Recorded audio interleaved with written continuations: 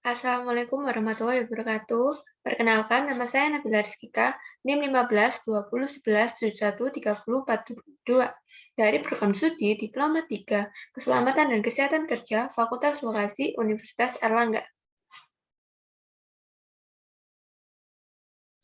Halo Sobat K3, tahukah kamu bahwa aspek keselamatan dan kesehatan kerja tidak hanya untuk pekerja yang bekerja di industri, tapi juga harus diterapkan dalam beraktivitas sehari-hari? Sebelum lanjut ke contohnya, perlu kita ketahui informasi awal yaitu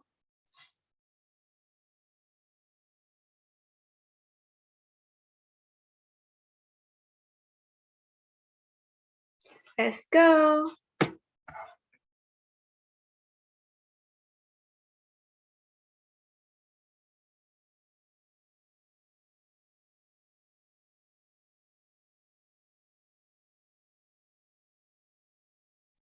Hazard mekanik yang terdapat pada aktivitas mencuci pakaian yaitu yang pertama, stop kontak yang tidak diperlukan dan kabel yang sudah terbuka dari mesin cuci dan terletak menggantung tidak beraturan di atas kepala.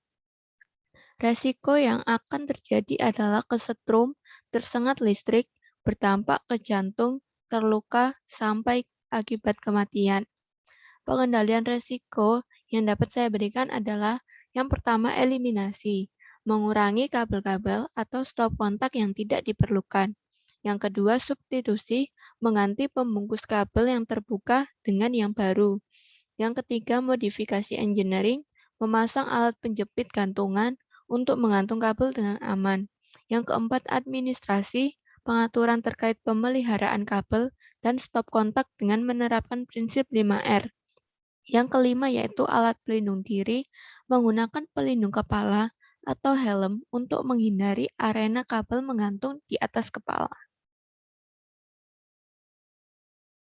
Hazard mekanik yang kedua yaitu ember yang tidak ada pegangan atau roda dan beban berat karena pakaian. Resiko yang akan terjadi yaitu tertimpa, terjatuh, dan tertabrak. Berdampak pada tulang kaki retak, tergores, terluka, dan kesemutan. Pengendalian resiko yang akan saya berikan yang pertama, eliminasi, mengurangi pakaian yang ada di ember dalam sekali angkat menuju tempat mesin cuci. Bisa juga digunakan mengurangi barang di ruangan yang tidak digunakan.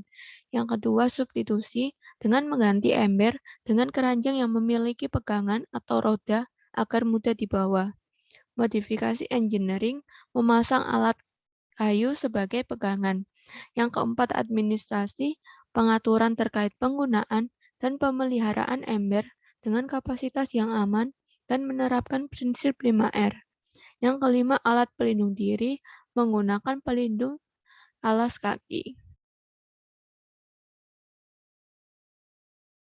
Bahaya mekanik yang ketiga yaitu lantai yang bertangga dan licin karena tempat mesin cuci berada di dalam kamar mandi.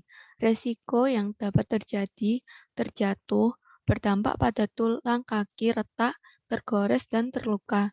Pengendalian resikonya yang pertama, eliminasi tidak dapat dilakukan eliminasi karena lantai sudah sejak dulu dibangun seperti itu. Untuk substitusi, tidak dapat dilakukan substitusi karena lantai sudah sejak dulu dibangun seperti itu. Untuk modifikasi engineering, memasang karpet yang bertekstur kasar agar tidak mudah jatuh. Yang keempat, administrasi memberikan himbauan dengan memasang stiker hati-hati lantai licin. Yang kelima, alat pelindung diri menggunakan alas kaki anti-selip.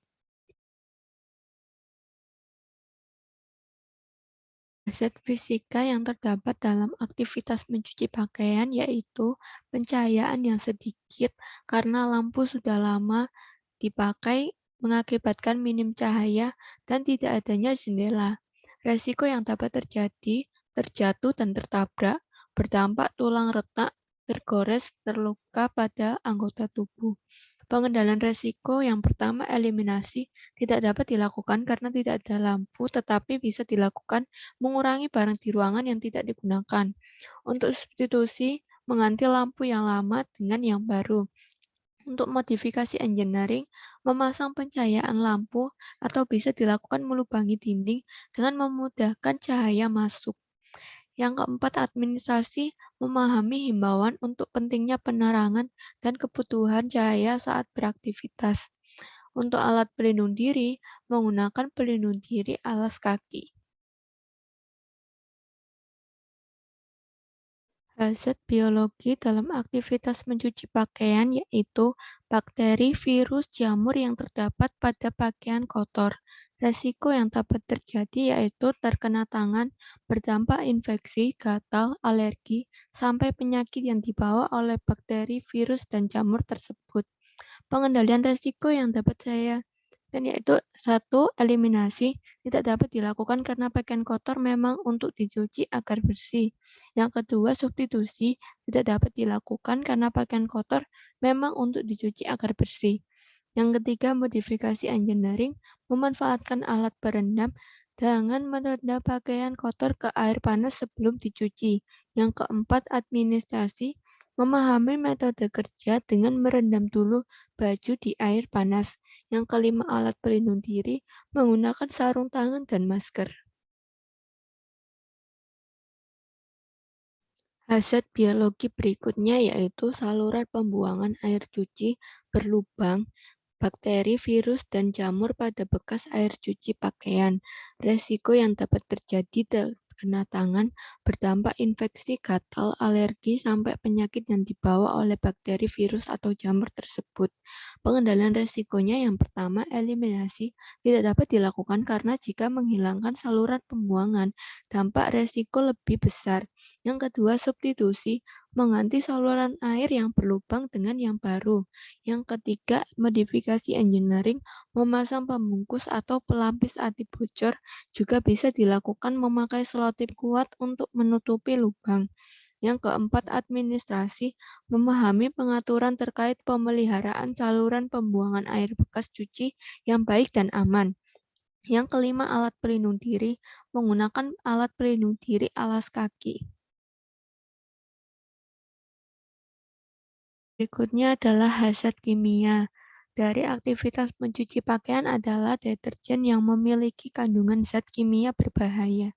Resiko yang dapat terjadi terhirup, berdampak hidung tersumbat, gatal, bersin-bersin, sampai gangguan pernafasan dan iritasi kulit. Pengendalian resiko yang dapat saya berikan yang pertama, eliminasi tidak dapat dilakukan karena deterjen untuk membersihkan dan pengharum pakaian. Yang kedua, substitusi mengganti deterjen dengan bahan alami atau dengan dosis bahan kimia rendah seperti deterjen gel. Yang ketiga, modifikasi engineering memasang ventilasi dan juga bisa dilakukan membuat lubang untuk keluar masuknya udara. Yang keempat, administrasi membaca dan memahami dengan baik cara penggunaan deterjen yang benar dan aman. Yang keempat, alat pelindung diri menggunakan masker dan sarung tangan.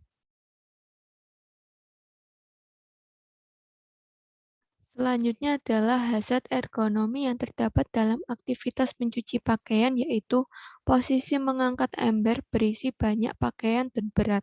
Resiko yang dapat terjadi, ketidaknyamanan posisi tangan, dan tertimpa ember berdampak kedua tangan pegal, kesemutan, cedera pada tulang dan otot. Pengendalian resikonya yang pertama, eliminasi, mengurangi beban pakaian yang akan dibawa sekali jalan dengan ember. Yang kedua, substitusi, mengganti ember dengan keranjang atau benda yang lebih mudah dipegang. Yang ketiga, modifikasi engineering, memodifikasi ember dengan membuat alat bantu seperti tambahan pegangan atau roda. Yang keempat, administrasi, melakukan pelatihan dengan mengatur posisi tangan saat membawa ember. Yang kelima, alat pelindung diri, menggunakan sarung tangan anti selip. Hazard ekonomi yang kedua yaitu posisi membungkuk dan jongkok saat memasukkan pakaian ke mesin cuci. Resiko yang dapat terjadi, ketidaknyamanan posisi jongkok dan membungkuk berdampak punggung, pegal, capek, cedera pada tulang dan otot. Pengendalian resikonya yang pertama, eliminasi tidak dapat dilakukan karena posisi penggiling dari mesin cuci di bawah, tetapi bisa menggunakan pakaian dalam sekali mencuci untuk mempersingkat durasi. Yang kedua, substitusi, mengganti ember dengan keranjang atau benda yang lebih mudah dipegang. Yang ketiga, modifikasi engineering, memodifikasi ember dengan membuat alat bantu seperti tambahan pakangan atau roda. Yang keempat, administrasi, memasang alas dengan papan kayu untuk mempertinggi letak tempat penggilingan pada mesin cuci. Yang kelima, alat penundur diri menggunakan penyangga punggung.